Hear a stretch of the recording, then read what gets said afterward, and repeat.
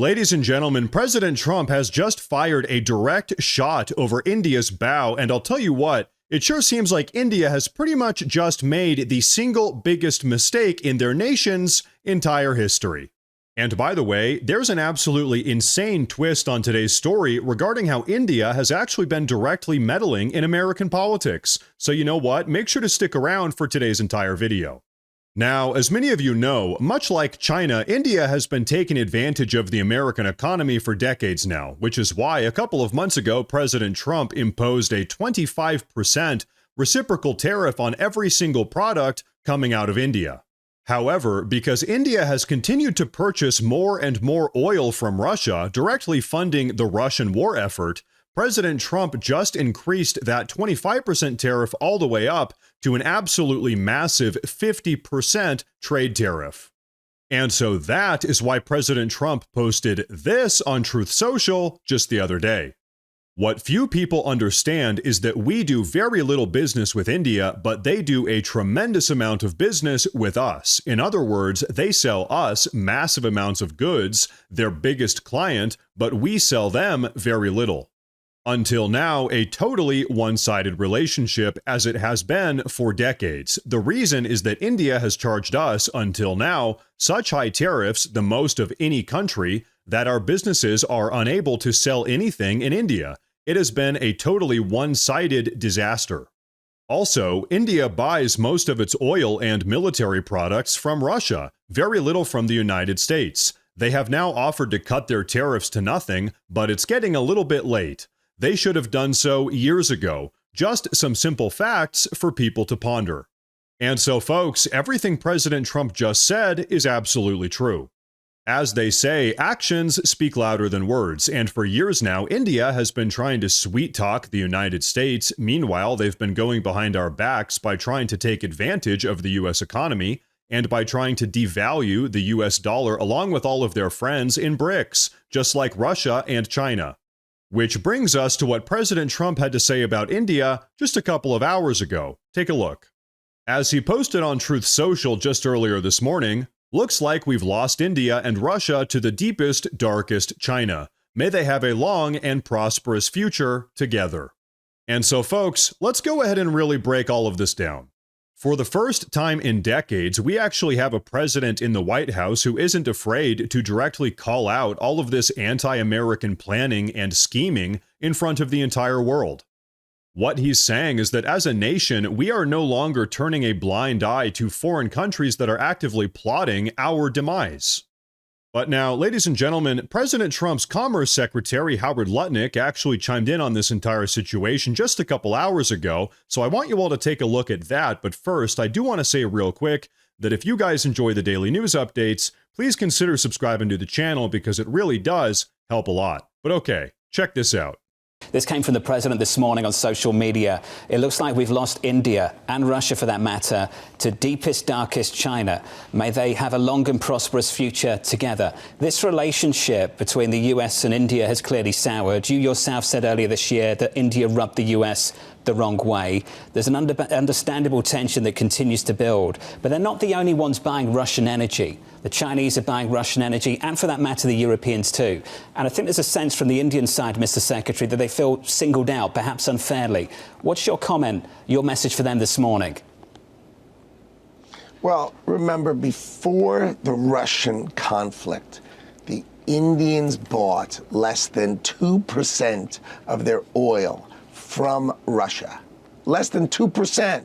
And now they're buying 40% of their oil from Russia. What they're doing is, because the oil is sanctioned, it's really, really cheap because the Russians are trying to find people to buy it. And so the Indians have just decided, the heck with it. Let's buy it cheap and make a ton of money.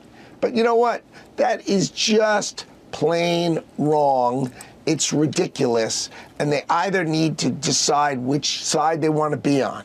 You know, what's funny is, remember, the Chinese sell.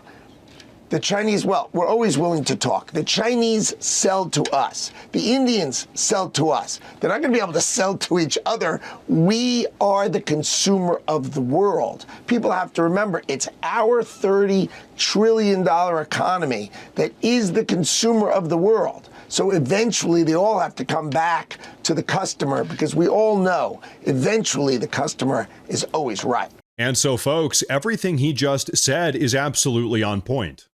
As we all know, these countries around the world need us a lot more than we need them, which is why President Trump has been so incredibly confident with all of his trade negotiations over the last couple of months, and why so far, just about every single country around the world has agreed to a brand new America First trade deal with President Trump.